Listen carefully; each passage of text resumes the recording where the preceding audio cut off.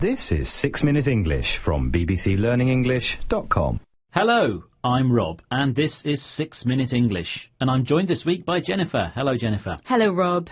This week we're discussing global migration. That's the movement of people around the world, and particularly those who are moving abroad to look for new work. Now, is this something you've done, Jen? Yes, when I was a student, I moved to France to teach English for a while. A very good job, but luckily for us, you came back to live here in the UK.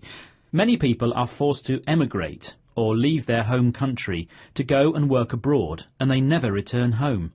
We'll talk more about that shortly and also look at some of the language associated with migration. But let's start with today's question. And this is a question for me to answer. Of course it is. So, according to figures from the United Nations, which one of these countries has the largest number of immigrants as a percentage of its national population? Is it A, United States of America, B, Qatar, or C, Turkey? I think this is an easy one. I think it will be A, the United States of America. Well, I'll let you know the answer at the end of the programme. Now let's talk more about global migration. It's something the BBC has been looking at, following research by the Organisation for Economic Cooperation and Development, OECD. We know people move from country to country for all kinds of reasons, to join other members of their family, because of war in their own country, or just to find a better lifestyle. But the biggest reason is to find work. People who do this are called economic migrants. Their profession or area of work they specialise in may not be needed where they live, or the pay may not be very good, but their skills might be in demand in another part of the world, so they are forced to move there to get a job and earn more money. This is a problem for developing countries because it means skilled people are leaving to work in richer countries. This is what is called a brain drain.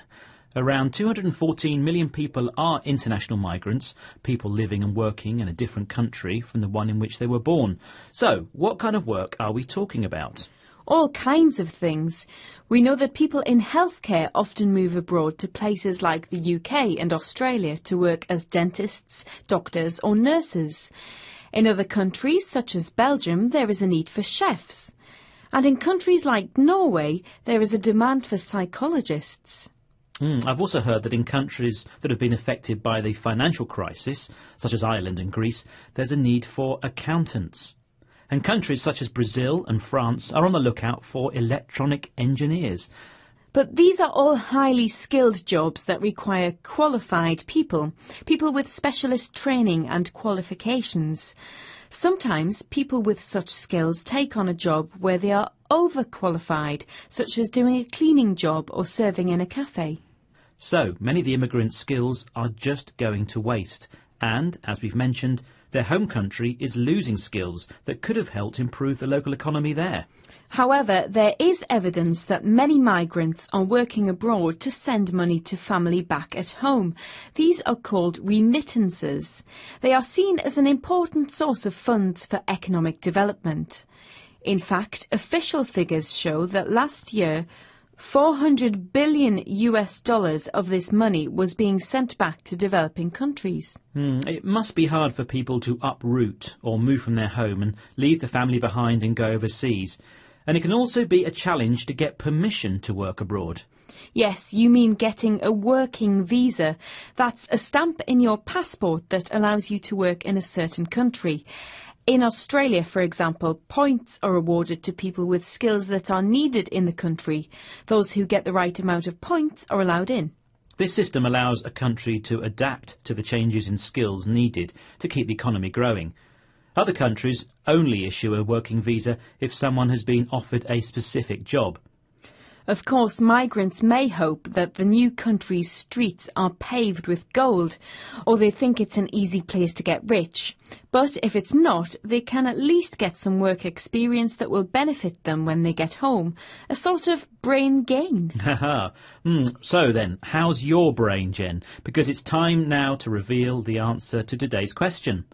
Earlier, I asked you, according to figures from the United Nations, Which one of these countries has the largest number of immigrants as a percentage of its national population? And I said A, the United States of America.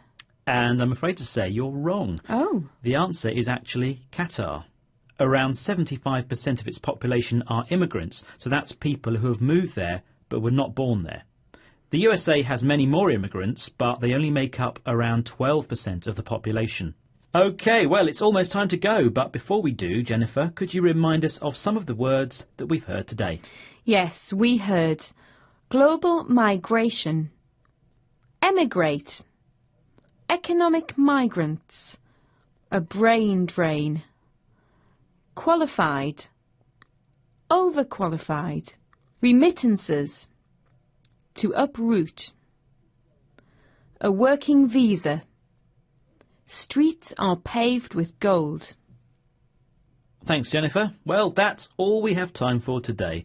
Please join us again soon for 6 Minute English from BBC Learning English.